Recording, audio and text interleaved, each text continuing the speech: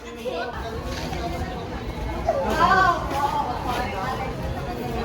ba na ano? Kasi nagtapon ko kanina.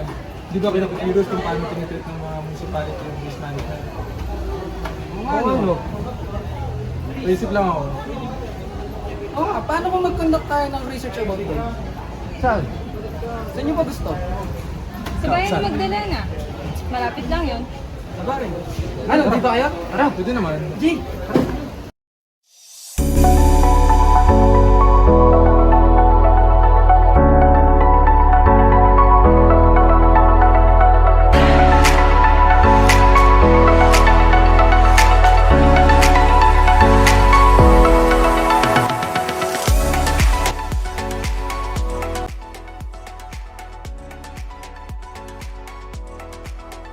So ito kasi yung environmental rules na sinusunod namin dito, yung sa RA 9003. Ito yung tinatawag na Ecological Solid Waste Management Act of 2000. So ito yung unang batas ni Gloria Macapagal Arroyo.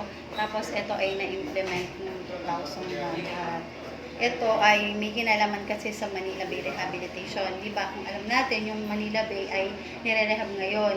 So tayo kasama Calabarzon, kasama yung Laguna sa pagre-rehab nito. So lahat ng LGU ay required na mag-submit ng report tungkol dito. Kaya halimbawa yung weekly clean up, meron kami yan. Tapos yung iba pang report. At meron din naman kami mga ordinances tungkol dito. Kagaya nga nung yung Kautosang Bayan taong 2017 na andun nakapaloob din yung segregation. Kaya meron kami ditong no segregation no collection policy na pinapatupad sa bawat barangay. So kung makita ng ating mga sorter at ng collector natin na hindi nakasegregate yung basura, nilalit ako kolektahin. Kaya yung barangay natin, alam na nila yon. So lahat din ng barangay ay meron tayong MRF or yung barangay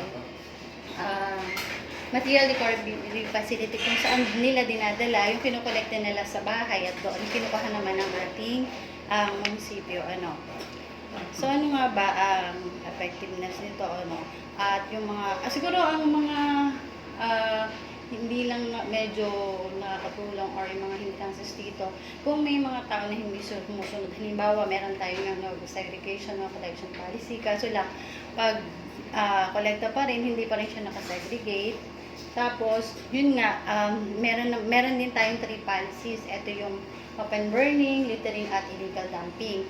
So, yun, kagaya ng open burning, pinapatupad natin yun na bawal yung pagsusunog.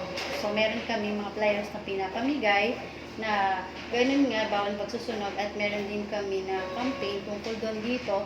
At yun nga, kung sinong merong mahuli na nagsusunog, ay pwede namin, sinasabi namin na pwede nilang picturean or videohan, isend sa amin. Tapos kami ang nagbibigay ng notice.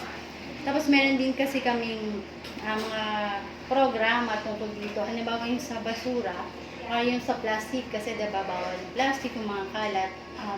Meron kaming palit, yung plastic, palit surf.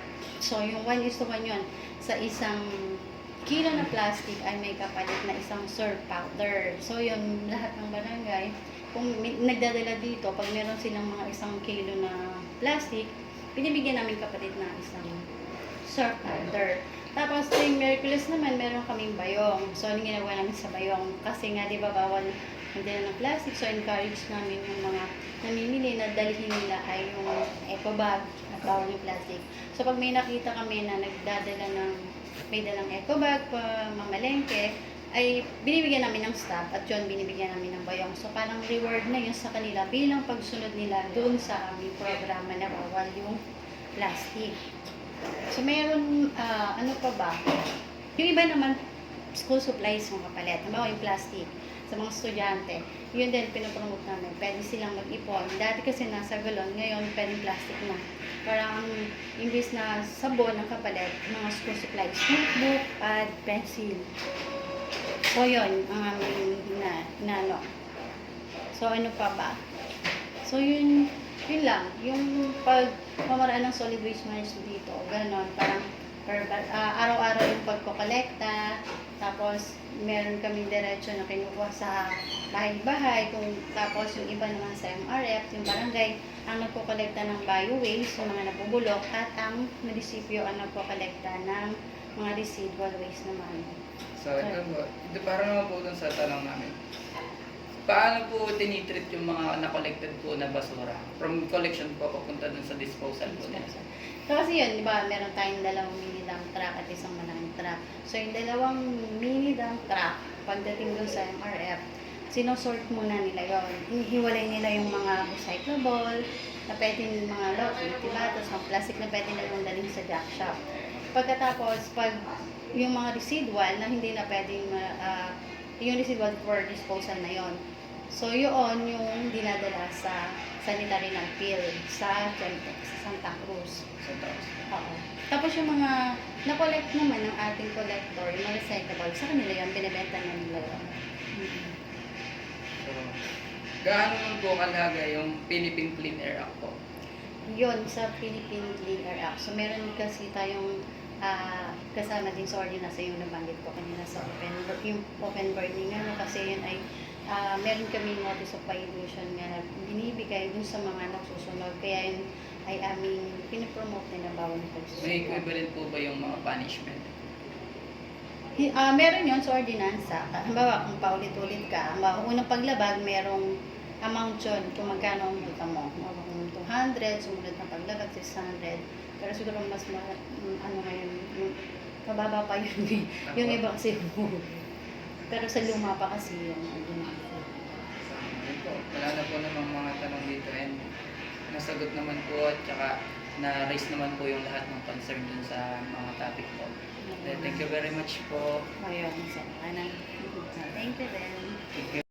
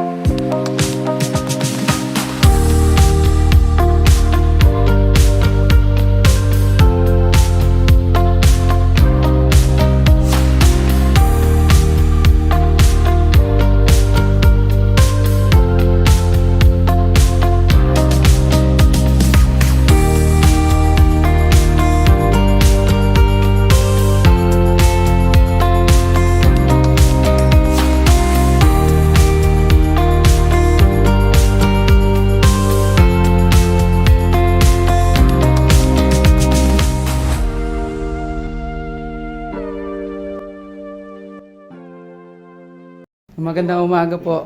Pwede po ba kayo magpakilala? Ako po si Mark Anthony Tuwala. Naging committee po ako ng environment, saka ngayon po ako po yung finance. Ayan po. Kayo po ay nanunungkulan bilang Kagawad po. kagawad po ng Barangay Alipit. Okay. So, ayan po. Magkoconduct lang po kami ng ikling interview para po sa aming project. So, anong bayan po ba ang totoong nakakasakop dito sa ating landfill? Bali ang bayan po nakakasakop dyan ay Magdalena po talaga. Magdalena. Bali nadaalan po sila ng Alipit Santa Cruz. So, ayun po. Alam niyo po ba kung kailan nagsimula mag-operate yung landfill natin dito? Bali estimated ko po kasi hindi ko medyo matagal na rin po. Parang kasi nung nag-operate sila siguro 2 years ako naman. Siguro mga 2018. 2018 po. Bali po nung mga panahon na yon, marami na po ba yung mga residential dito? Madami na naman. Marami na rin po. Yan po. Ilang bayan po yung palagay nyo nakikinabang dun sa landfill natin? Bali halos sa bayan naman po. Nagtatapon po dyan ng Pakil, Lumban, Pagsanghan, Kabinte, tapos Magdalena, Santa Cruz, ano pa ba nga San Pablo, saka may ilang din, yung mga private na nagtatapon po. Marami-rami din po pala nakikinabang. So, Meron na po ba ditong record na nagreklamo tungkol dun sa landfill or wala naman po? Wala naman po. Kasi bago po nagsimula talaga yung landfill, nagkaroon po kami ng public hearing. Mm. Tapos, yung mga sinagot naman po nila yung mga katanungan ng mga barangay. At saka sumusunod naman po sila doon sa mga patakaran na nagkaroon kami ng kasunduan dito na hindi sila pwede lumabag. So, yun lang po ang aming mga katanungan para sa araw nito. Maraming salamat po. Okay. Salamat po.